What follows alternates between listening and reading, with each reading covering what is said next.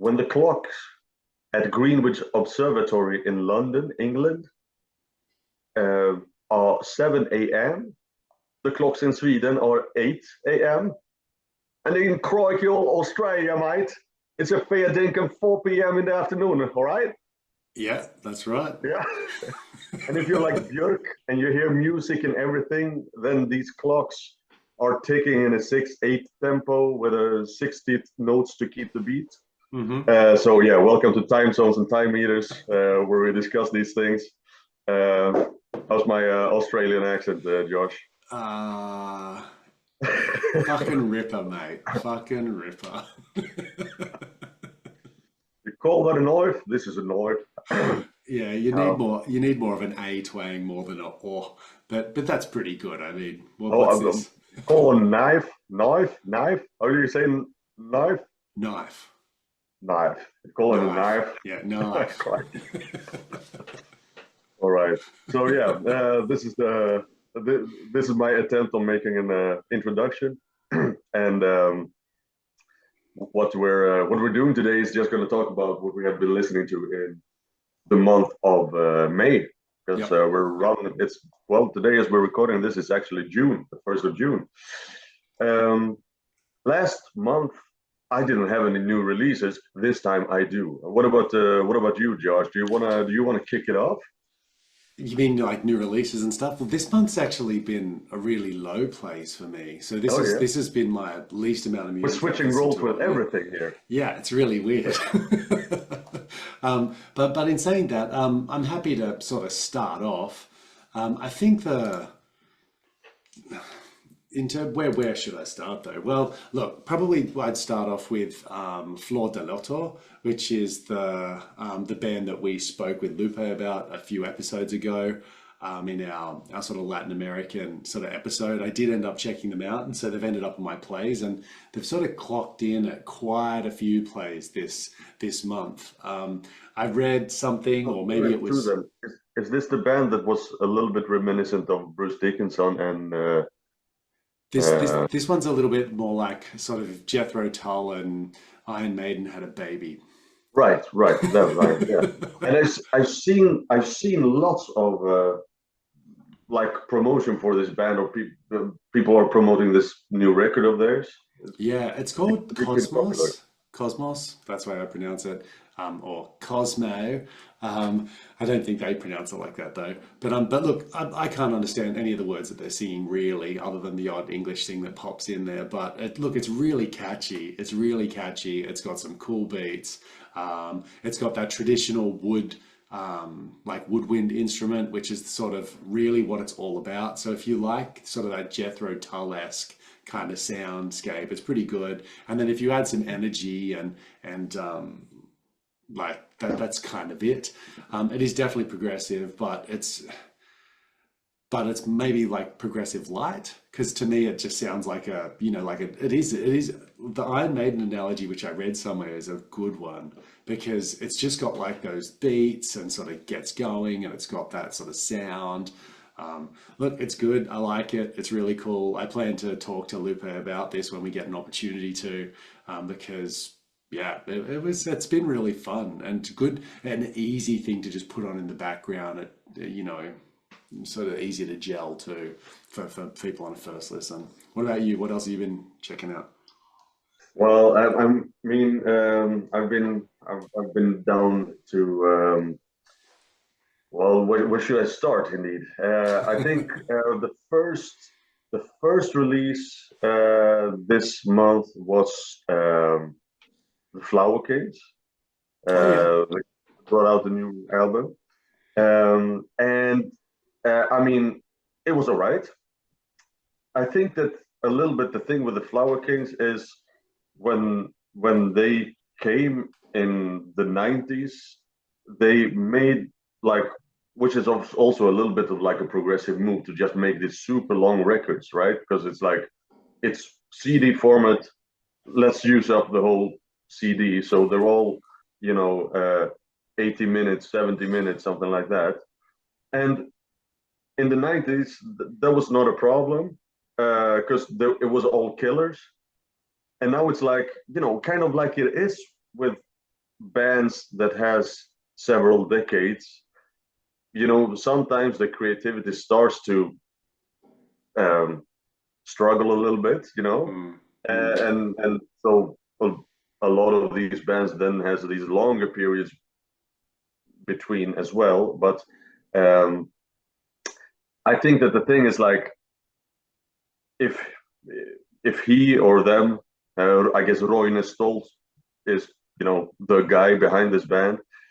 If he had killed his darlings a bit more and made it like a normal length album, this would be just as good as the old stuff. But now it's a little bit like, okay, there's good stuff in this song, but then I get kind of grow tired of it. It's like it hits half home.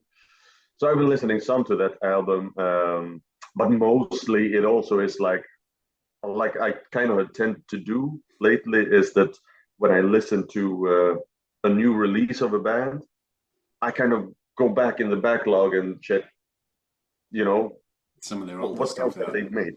Yeah. Yeah, especially if it's a band that I haven't checked out the whole backlog of, and Flower Kings for sure is one of those bands because it's so intimidating when they have, I don't know, 12, 13 albums, maybe more, and they're all 80 minutes long. I mean, it's it's uh, it, it's a handful, and also, then I also thought, okay, but before Roine Stolt made his solo stuff and the Flower Kings, he was in the band Kaipa, which is Oh in, yeah. in the 70s. He was in Kaipa as the guitar player. Yeah, you And mentioned them before, I think. yeah, which is a really cool band. Like they made 70s prog in the 70s. Uh, and then when I guess he quit uh, in the end of the 70s, like 79, something like that. So on their 80s albums, he's not on them. And there they are, like with most 70s prog bands, they were trying to do more of a like an 80s pop rock Sort of thing. vibe. Yeah. Yeah, and uh, also that they do really cool. Like it's still like progressive sprinkles in there. Um, I guess it's like the Swedish version of yes, what is it called? 921. Oh no, that's Beverly Hills. This Owner of a Lonely Heart album. It's yeah. So that I've been listening to as well. I would say once again I got more stuck in the backlog than the actual new release, but at least I did listen to the new release of the Flower King. So that was one of the ventures Yeah. Yeah. of the last month. We obviously did you're right. I was going to say, we obviously did the Stephen Wilson, the overview, and if I remember correctly, we also, I think Soen, the discography for that was technically last month, but I think I did one or two plays like a little bit later in this one as well. Um, Yeah. I still continued the Old Dead Tree, which I'm just sort of popping on occasionally. I'm still enjoying Second Thoughts by them. Um, Illusory Walls, which I brought up before too, the previous month. I think I'm sort of at the end of them, like not the end. I think they're fine. I'm not culling them from the list, but sort of moving on to new stuff now. So I still had some residual stuff that I was sort of playing for them. But I guess the big one to mention next would be sort of Moving Pictures for me by Rush. Mm. Oh So yeah. yeah, so I try to keep one sort of like let's go prog sort of albums, from the past where people have their huge followings for them and stuff.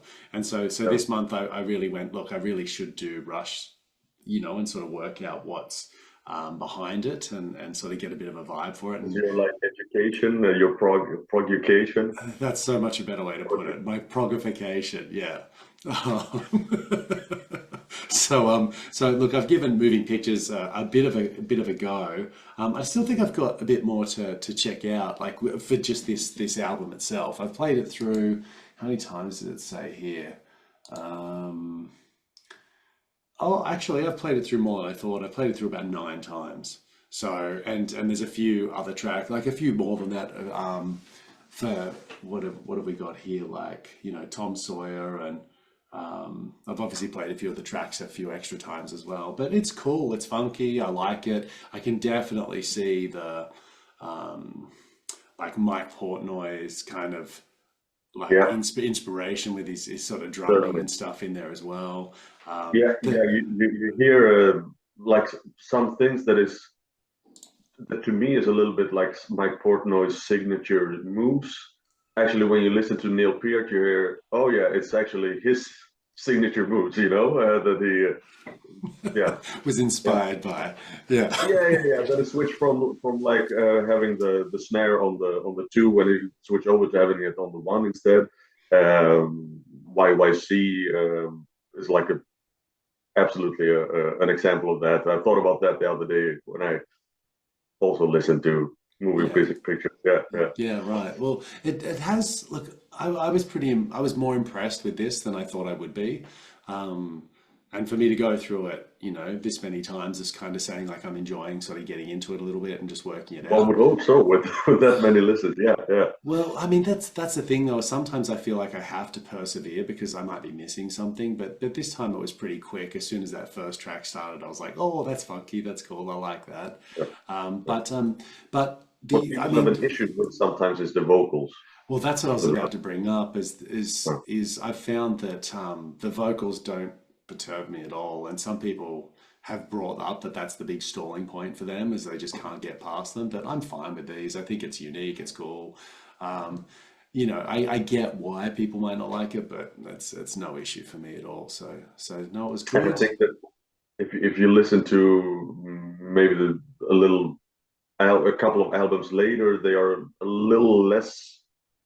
Ah, he Whiny. gets he goes from less screechy to or from more screechy to less screechy during the uh, Do you, discography. do you think that's just editing, like, or do you think that's specifically like a change in sort of deliberate vocal? I don't know if it's deliberate or not deliberate. I mean, I'm sure that with the latest albums that they put out, or the last albums that they put out, that he probably could not reach these high notes that he does on, Right. 70s, 80s stuff, When was this released? I'm just having a look. It was released in 81. like This 80, yeah, sorry, 81. Nine, 81, yeah. yeah, 81. So I was just having a look. I think this is my first ever Rush album too, by the way. So this is my Yeah, sort of okay. virginal experience.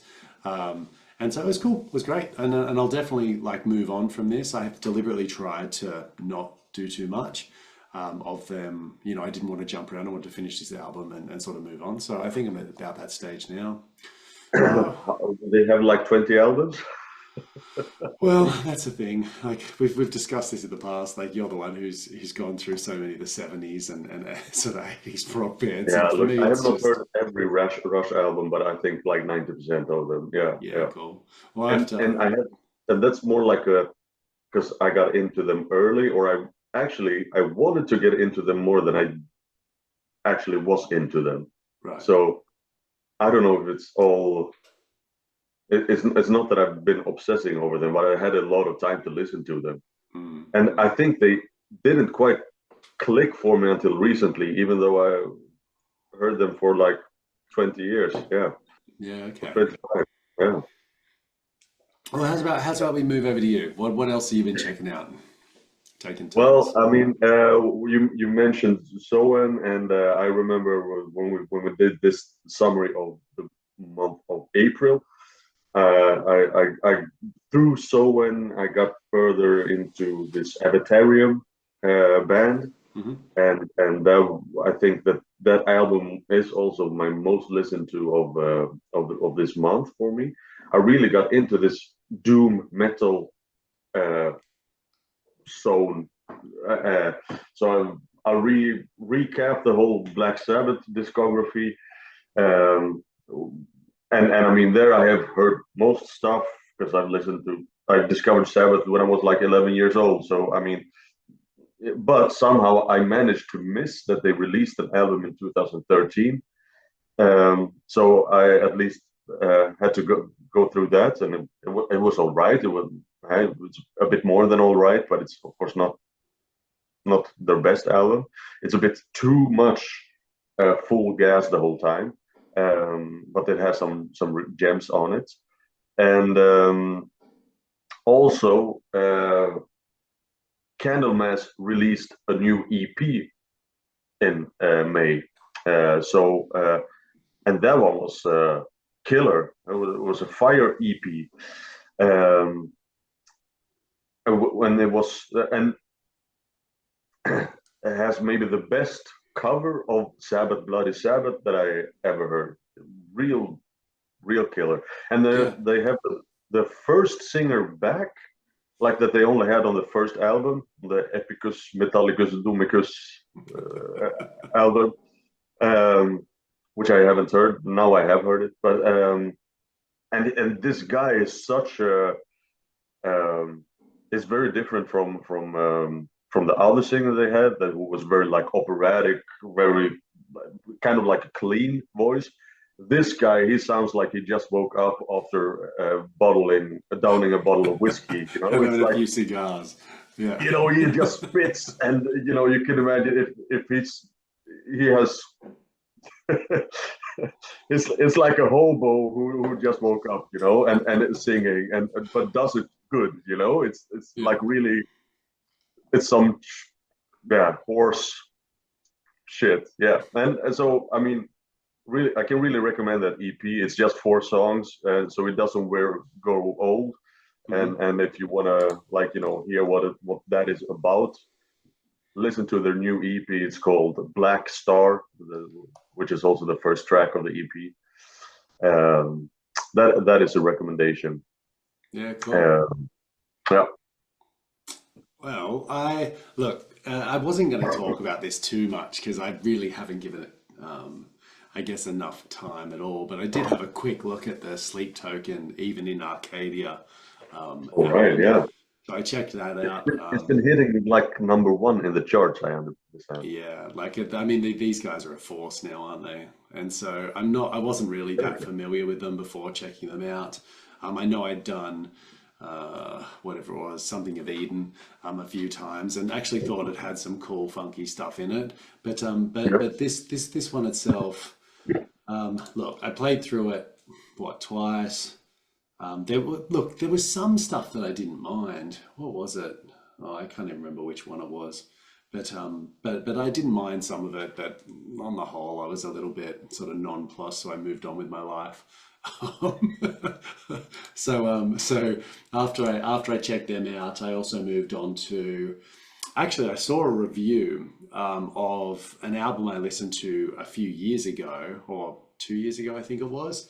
Um, yeah, they were released in 2022. This album was so. It's a band called Enoch Root, ENOCHROOT, and they released an album. I think it was called The Scavenger. Was that the album's name? Oh, damn, I should have probably. Oh, Delusion, it's called. The Scavenger is just one of the songs on it. And look, I really enjoyed this album. I mean, so when I saw that like a reviewer had done a review of it, I thought, oh, I'll click that, check it out, and listen to it. And while they were talking about it, they said, look, this was one of the best first 3 songs in an album that they'd heard all year. They said, this is some of the best music ever for 2022. It was sensational, except they didn't like the fact that they were blatantly ripping off the Deer Hunter. Now, the interesting thing is that I never really got into the Deer Hunter until later. So my first experience of Enoch Root was, this is cool, I like it, and I got into it quite a bit in 2022.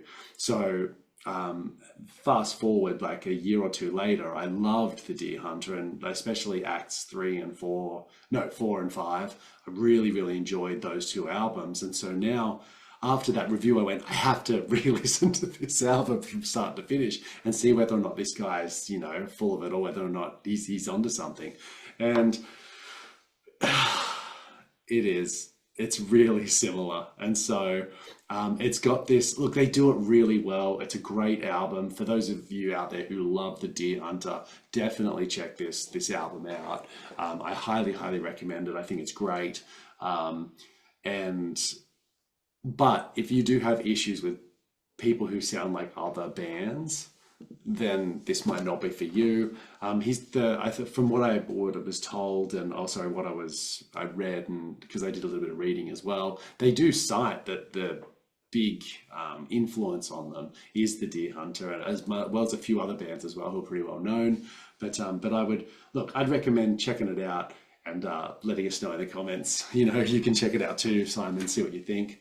I think it's probably a bit easier to digest than the Deer Hunter as well in some ways, because it's not. When did these guys debut, or when did Deer Hunter debut? Oh God, I'd have to. How's about I look it up and I get back to you? Yeah, sure. Because you know what the you know what the thing is with Deer Hunter for me, and it's not per se a bad thing, but to me they sound a lot like maybe a little bit more complex version of but Panic at the Disco. Oh yeah, kind of. You Yeah. know, it's a little bit like maybe I'm destroying it for you now, like kind of like when you see this these things, you hear Iron Maiden and then you see Donald Trump and then you hear Donald Trump singing instead of Bruce Dickinson, like it fucks with your head. Maybe it's one of those things, but yeah, I cannot. After I have that thought, it's like I cannot get away from that. Which you know, uh, I don't mind Panic at the Disco at all. I thought it was quite fun when they came in, like what are we talking about, like '08 something like that. And then I wonder, like, was it that era? I would not be surprised if that is about around the era that Deer Hunter debuted as well. So Casey Christian, what's his And last there's name? more of Chris. those emo bands, of course, that sounded like that in that time. Yeah, Right? I think it's so Casey Crescenzo, I think it's pronounced maybe. He is kind of the mainstay of the this works, I guess, like the band. Debuted in 2005, so Yeah, twenty yeah, years ago.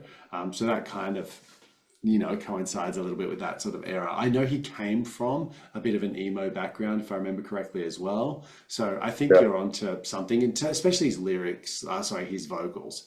So his vocals definitely sort of come that way. But as he matures, I think especially in the Deer Hunter acts, he definitely sort of develops and refines his sound. And so I think as a singer, he definitely steps a little bit further away from that sort of emo sound in saying that. That was indeed when Panic at the Disco also Yeah. was built and released there. It was in 2005. Yeah, Yeah, there you yeah. go. So I guess this is a roundabout way, or of sort of saying, like, if you like the Deer Hunter or you like Panic at the Disco, I guess, and you want a progressive version of it, maybe check out Yeah. Enoch Root. These guys released that album in 2022, and I was recommended it by someone who I know online, actually, Ukrainian lady who has great taste in music. So yeah, definitely. This is one of the benefits of being online and getting to talk to people from different countries and stuff and see what they're listening to. So check it out. What else you got? Um, well, I mean, the last thing is a release that didn't get released because, like like I mentioned last time, that I had these big six prog bands from the '70s that I wanted to listen Check to the out. whole discography of in order to call myself a prog fan. But now that I'm kind of now it's getting a bit sentimental or a bit, you know, because there's only so many albums left, at least from the golden era. So I heard everything, every '70s record from Pink Floyd, for example, and there's only one of the lineup with Peter Gabriel and uh,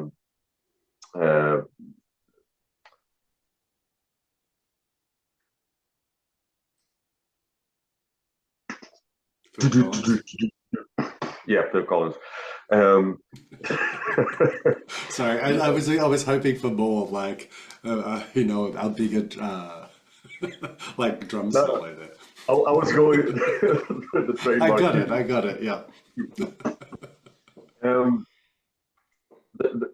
so I only have The Lamb Lies Down on Broadway left from that lineup, and and I saw that they were re-releasing it with like remasters and maybe some bonus stuff for in June, but now it got postponed till October.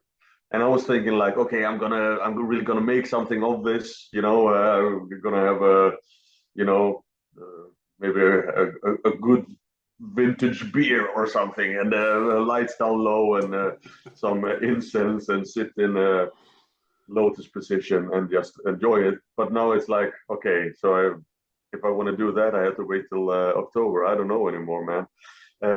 But yeah, so basically, I'm turning down the tempo there because there's only so much of the biggest classics that I still have to listen to, or Hmm.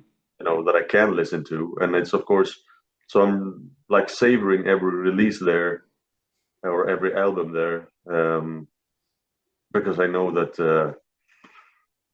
yeah, it might end soon. But there's a couple. I got a couple left from Jethro Tull as well. Heavy Horses, the Living in the Past. I still haven't taken care of, which is also like this big Jethro Tull fan favorites. Um, King Crimson, I have completely checked off. Hmm. Uh, yeah, yeah. Of course, there's so many other '70s prog bands that I have yet to listen to. But of those, household albums that everyone has to have heard because they're so good, there's not a whole lot of them left. Yeah, you'll, So you'll you'll get one of those little icons pop up on the screen that says like achievement unlocked when you do it, right? Yeah, yeah, you'll be able to exactly, you'll be able to exactly. walk around with that sort of Yeah, with that there. yeah. But I always felt like I wanna have heard everything to be a part of the discussion, and now I feel like, damn, I don't want to have heard everything. You know Continue. I want to Yeah. have some stuff to look forward to, and yeah. So yeah, I have to make up my mind how how am I gonna make Heavy Horses, Living in the Past, and the Land Lies Down on Broadway special here. Yeah. It's funny because I just see myself, I'll be like 90 by the time that I do that. At the rate I'm going, like one album a month-ish, maybe, of just sort of a classic prog sort of thing. There we go. Cameron went a bit weird, but yeah. So I think for me, it's like, I'll get there. I'm in no rush, and you'll probably find, no pun intended, but we'll probably find that like it's cyclic, surely. I mean, there's hundreds of albums, and how many times would you have listened to these things to class them as like, oh yeah, I've got them, like 5 times, 100 times? Yeah, no. There's of course levels to it, Mm. and some albums are immediate, uh, you- immediate killers, and some are, Slow the burns. slow. Yeah. Yeah, exactly. And yeah, yeah, it's different for every album, right? Yeah. Uh, Yeah. I find I, that for sure. I actually listened to Animals for the first time by Pink Floyd, which is like one of those super classics. And that was an immediate killer. Like all went up to my favorites, like top three Pink Floyd albums on the first listen already. So that one was very very special. And then that I already had known, like, okay, this is one of those fan favorites that, even though I've listened to Pink Floyd for decades, I have still not heard for some reason. Mm. Um, yeah, but I think that was one of these last special ones. And I mean, of course, there's stuff from the '80s and '90s. and zeros, which I haven't heard from bands like Yes and Jethro Tull, etc. But I know that that is not the, you know, that is not the real good, you know, the finest. It's not the die-hard fan like Yeah, you know things. that that's not going to be the crop of the cream, you know. And I think with lots of these bands, it's like they have their legacy. Like the stuff from the 70s, from the golden eras, is unbeatable.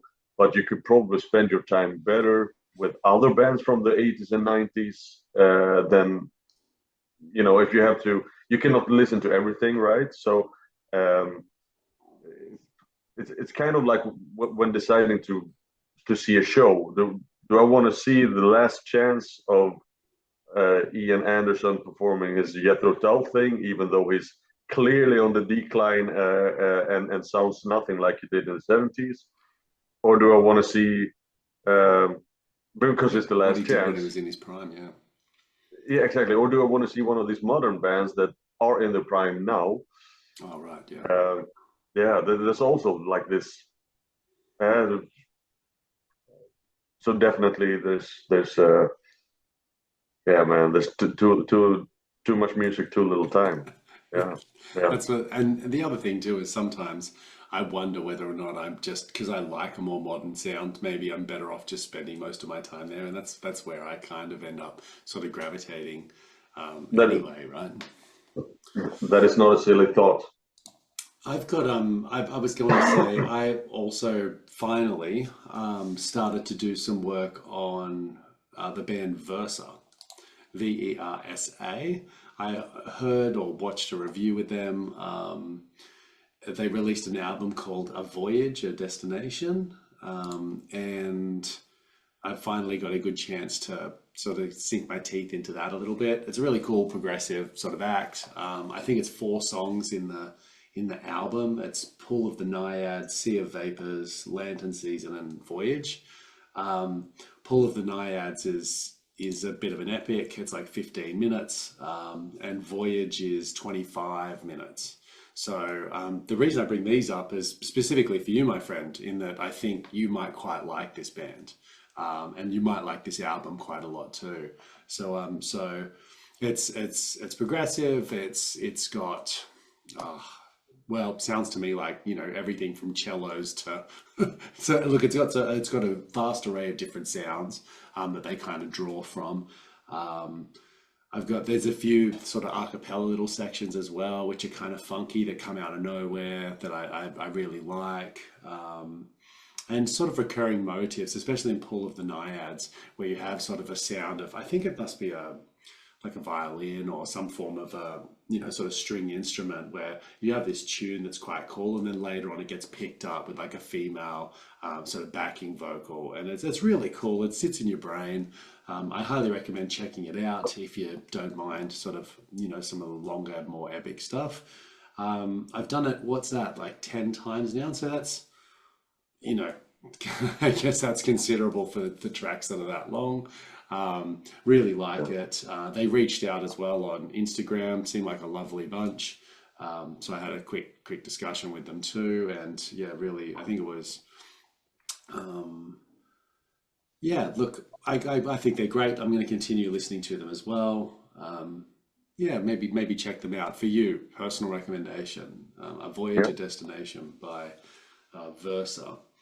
Also, I've started listening a little bit to some of the Leprous stuff because our plan is to eventually do a Leprous discography thing. And I realized that the first 2 albums I hadn't listened to as much as I should have if I'm going to be talking about their discography. So I've started to jump into Tall Poppy and Bilateral, Bilateral, not and unilateral, but Bilateral. bilateral. That's right. Yeah, Look, and Bilateral is. I'm really upset with myself that I haven't explored this more. Let's put it that way, because I'm it's, not, I'm not going to comment on this because yeah. I'm saving my beans. So Well, no you will. know, you guys who actually have listened this far into the episode can look forward to this. This could be a little bit of a sort of a hint and a peek, but I'm checking that stuff out at the moment too. Um, and next month I might talk to you guys about a band I've just recently discovered called Joviak, Joviak. Yeah. IAC, and I'm gonna look into them. I've only played it a few times so far, but there's a few songs on it that are funky, like really funky. So I'm The excited. new album got released this year, right? Yeah, that's right. I think like really recently too. Wasn't it? I Yeah, heard it as well. It's really good. I really like it. Yeah. yeah. I think a friend of mine on Instagram, who I think you might be in contact with as well, recommended Same it, and same source. yeah, Yeah. and um, Yeah, and for and sure. she and I usually agree. Like she got a good taste. So yeah, they released the 15th of May, 2025. So it's only just released. So like Hmm. last month. So I'm going to check them out properly, and I'll tell you all about it later. Was there anything else you wanted to mention before we sort of wrap this episode up, Simon? No, I think these are the big the highlights for me. But I've been listening to a lot of music as always. There's too much to mention. These are the highlights. Oh, I Um, do have another one actually. I do. I forgot about these guys. I haven't played them as much as I'd like, and again, I'll probably continue next month. But there's a guy called Samtar, Samtar, and the album's called "The Bog of Cosmic Delusions." Not to Now, confuse with the guy with the beard and the red clothes. I've No, that's no Santa. The end. Yeah, yeah. hilarious. Yeah, Yeah, hilarious. sorry. Well, what time is it where you are at the moment? It's early morning. I'll forgive you that. But Santa. Yeah, okay. Yeah, so Santa, not Santa. yeah. Look, I listened to the first song. It was called like Desert Creature, and I've listened to that a few times. Man, they give me some. Do you know the Tea Party? You don't know the Tea Party? Oh, they give me the Tea Party vibes. So, and the Tea Party have some great stuff. So I will send you a few things like just straight after we're finished up here. I'll send you one or two Nice. songs. But they give me that kind of a vibe, or he gives me that kind of a vibe. It's kind of folky. Apparently, it's a one-man band kind of thing. He's a bit of a music virtuoso, is what I sort of read. But maybe it's worth checking out because I don't think they have many sort of plays or many listeners neither. So I don't even know where I found it from, but that's something that may be worth checking out for those of you who like the Tea Party. Yeah. All right. Well, how's about we finish it up, Simon? What do you All reckon? right. Yeah. Well, cool. Indeed, next month or the next week we're going for the Leprous thing. So stay tuned to the channel. It's Give us a follow. Give us a like. Share us. Yep. We can talk Don't want about to miss out on that. one of my favorite bands for sure. So that'll be really exciting, really exciting. So I'm looking Yeah, forward to that. me too. Till Me then, too, man. I guess we'll see everybody, next week or for our next episode. And yeah, I look forward to seeing you guys then. Peace out. Peace out.